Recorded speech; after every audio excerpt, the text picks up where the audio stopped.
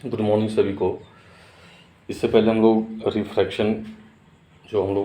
Refraction of light जो पढ़ रहे थे, उसमें हम लोगों ने जो है इससे पहले रिफ्रैक्टिव इंडेक्स के बारे में पढ़ा था।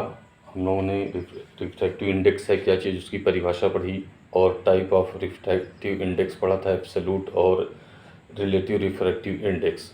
आज हमारा जो रिफ्रैक्टिव इंडेक्स से रिलेटेड नेक्स्ट टॉपिक है वो है factor affecting the refractive index of a medium, यानी ऐसे कौन से फैक्टर हैं जो अफेक्ट करते हैं किसी भी मीडियम के रिफ्रैक्टिव इंडेक्स के। तो यहाँ पे कुछ फैक्टर ऐसे हैं जो इफेक्ट डालते हैं refractive index of a medium पे। तो इसके आगे आप हेडिंग लिख देंगे the factor which affect to a medium of refractive index are following।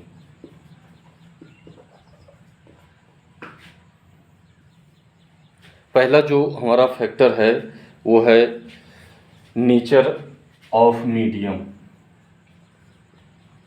Nature of medium, ठीक। यानी नेचर ऑफ मीडियम का मतलब ये हो गया कि जो भी मीडियम हमारा है वो उसका नेचर कैसा है। नेचर का मतलब कैसा डेंस है, जितना ही डेंस होगा उसका रिफ्रैक्टिव इंडेक्स क्या होगा, उतना ही ज़्यादा होगा। तो नेचर ऑफ मीडियम हमें ये बताता है density of the medium.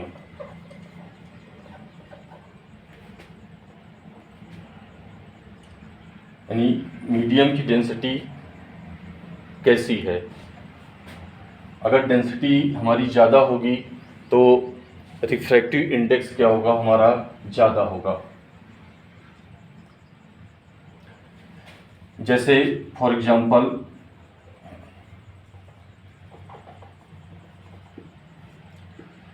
Refractive index of diamond. Diamond का रिफ्रैक्टिव इंडेक्स कितना हम लिखते हैं, 2.42, ठीक है। तो डायमंड का जो रिफ्रैक्टिव इंडेक्स है वो 2.42 या ऐसे कह सकते हैं 2.42 या 6 भी लगभग आप मान सकते हैं इसको। ये हमारा होता है किसका, रिफ्रैक्टिव इंडेक्स डायमंड का। तो ये डिपेंड करता है किस पे, नेचर ऑफ द मीडियम पे। दूसरा किस पे डिपेंड करेगा, हमारा मीडियम टेम्परेचर पे। At the medium temperature, at the medium temperature का मतलब क्या हो गया, अगर हमारा मीडियम का टेम्परेचर बढ़ता है तो रिफ्रैक्टिव इंडेक्स क्या होता है, हमारा डिक्रीज करता है। तो यहाँ कह सकते हैं as the temperature of medium increases then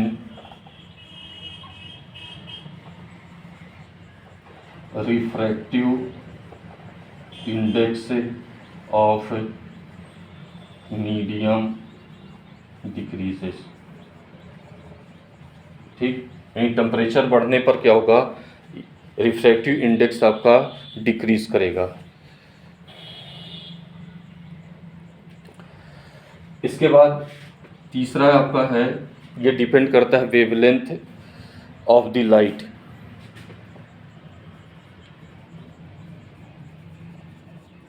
wavelength of light, wavelength of the light का मतलब ये होगा कि लाइट की वेवलेंथ जितनी ज़्यादा होगी रिफ्रैक्टिव इंडेक्स उतना ही क्या होगा, आपका कम होगा।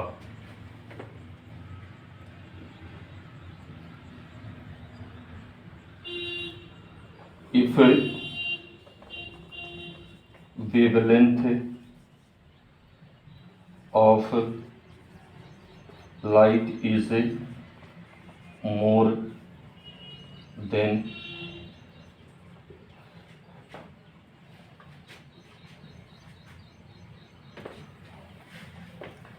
तीसरे पॉइंट को हम यहाँ पे लिख रहे हैं।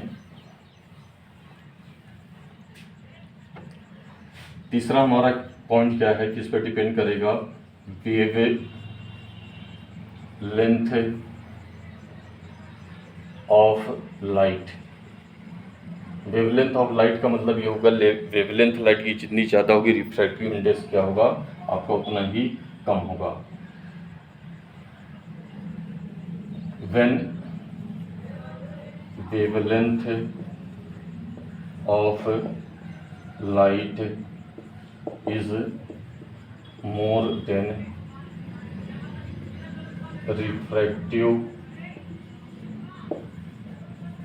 Index decreases.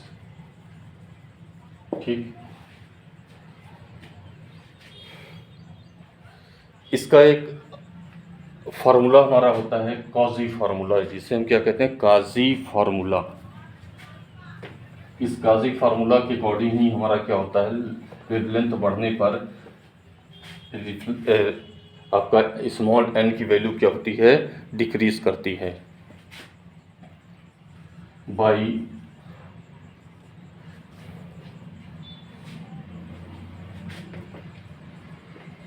काजी फार्मूला। ये हमारा फार्मूला क्या है, अगर किसी मीडियम का रिफ्रैक्टिव इंडेक्स क्या हो, स्मॉल n हो, तो इस फार्मूला हमारा है a plus B upon lambda square. ठीक, ये कहलाता है हमारा काजी फार्मूला।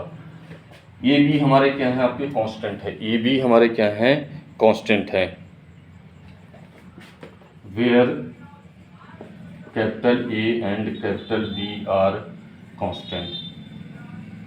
ठीक, तो अगर ये कांस्टेंट हैं तो यहाँ से आपको क्या मिलेगा, n इन्वर्सली प्रोपोर्शनल टू होगा 1 बाई लेमडा स्क्वायर, यानी लेमडा की वैल्यू अगर ज़्यादा है तो n क्या होगा, हमारा कम होगा।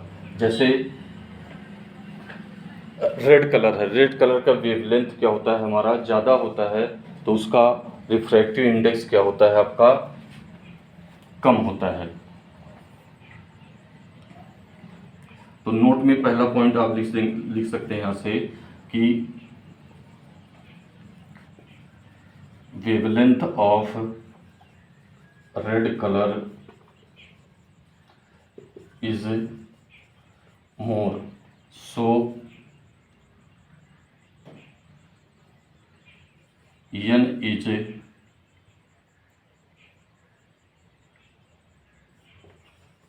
लेस। इसी तरह से नोट नंबर 2 में आप लिखेंगे वेवलेंथ जो है वायलेट कलर का क्या होता है, आपका सबसे कम होता है, इसलिए उसके लिए n क्या होता है, सबसे अधिक होता है। तो यहाँ से आप लिख देते हैं for violet colour wavelength is